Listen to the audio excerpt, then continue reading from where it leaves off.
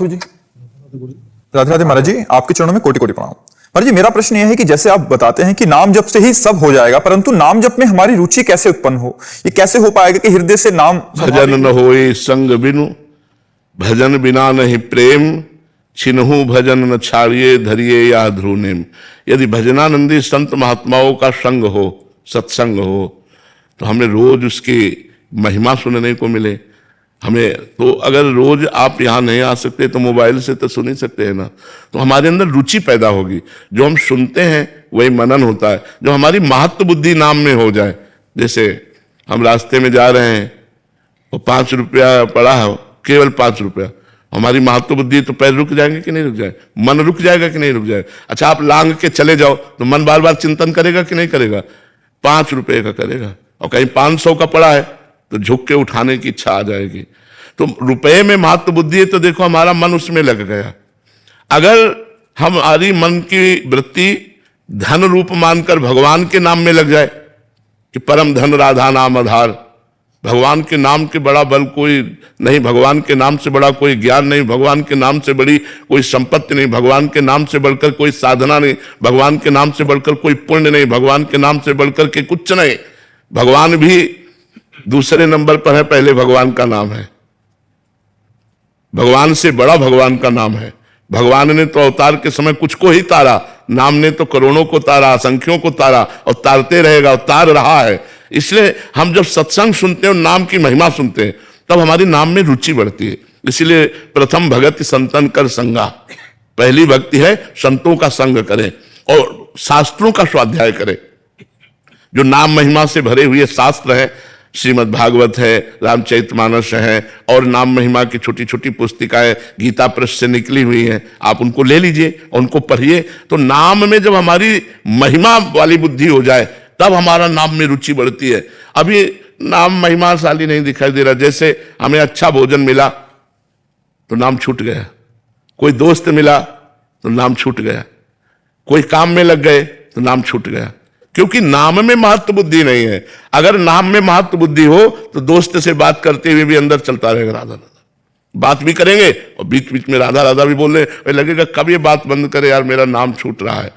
जब नाम का महत्व तब समझा जाए जब त्रिभुवन की राज्य लक्ष्मी देने पर, त्रिभुवन की, भारत के अकेले नहीं, अमेरिका के अकेले नहीं, त्रिभुवन की, ब्रह्मलोक तक का वैभव दिया जाए और कहा जाए आधे पल के लिए नाम छोड़ दो, और नाम ना छोड़े, तब समझो कि वो महाभागवत नाम के महत्व को जान गए। तो जब हम नाम की महिमा सुनते हैं तब हमारा मन उत्साहित होता है नाम जपने को। तो हम रोज सत्संग सुने।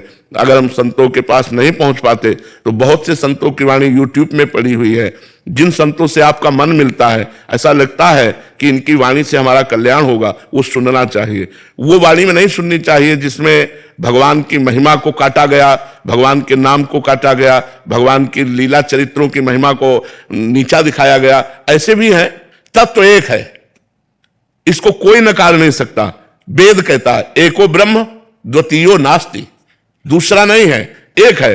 वही अवसर पड़ा राम बन गया, वही अवसर पड़ा कृष्ण बन गया, वही अवसर पड़ा वाराह बन गया, वही अवसर पड़ा कच्छप बन गया, वही मत्स्य बन गया। वो विविध अवतार, वही ये सब अवतार धारण किए हुए। ये जो एक दूसरे की कटिंग करते हैं, एक दूसरे की निंदा करते हैं, ये घोर अज्ञानी है, ये नरकगामी है। कोई भी हो, हम उच्च स्वर से कह रहे हैं, क्योंकि वेद जो कहता है वही सबके लिए माननीय है। परमात्मा एक है, उसके रूप अनेक है।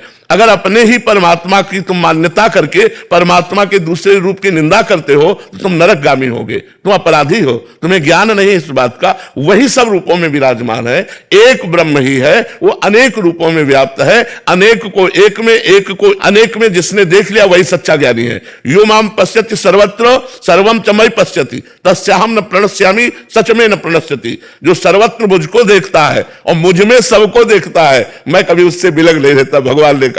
तो ये जब तक सच्चा शास्त्रों का ज्ञान नहीं होता तो एक दूसरे की निंदा करते रहते हैं। तो हमको यह भी देखना है कि हमें सच्चे महात्माओं के प्रवचन सुनने हैं।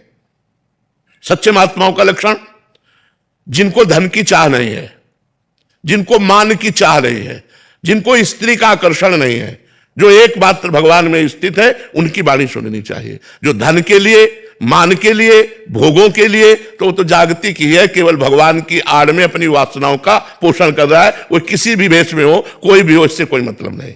जिसका शुद्ध भाव केवल भगवान की चर्चा करना और उसी चर्चा में आनंदित हो जाना। मम गुण गावत पुलक शरीरा, गदगद कंठ नयन बहनीरा। भगवान के पावन चरित्रों का गायन करते करते रोना आ गया, कंठ भर गया, आवाज नहीं निकल रही। यही है महापुरुषों का लक्षण, यही भगवान के निज जनों का लक्षण। तो भगवान के प्यारे संतों की वाणी सुनने से भगवान के नाम में हमारी रुचि होने लगती है। और जबरदस्ती जपना चाहिए। जैसे हमें दवा दी गई तो चाहे जितनी कड़वी हो, लेकिन हम रोग निवारण के लिए खाते हैं, तो भव रोग की अचूक औषधि नाम है। जा सुदाम भव भेषज हरन घोर त्रयशूल। जिनका नाम दैहिक दैविक भौतिक तीनों तापों को मिटाकर आवागमन के चक्र से हमें उबार लेता है, वो भगवान का नाम भव रोग की अचूक औषधि है। जा सुनाम भव भेषज, भेषज माने औषधि, भव माने संसार के आवागमन चक्र से मुक्त करने की औषधि है भगवान का नाम। खूब नाम जप करो, बार बार सत्संग सुनो, तो हमारी नाम में रुचि हो जाएगी।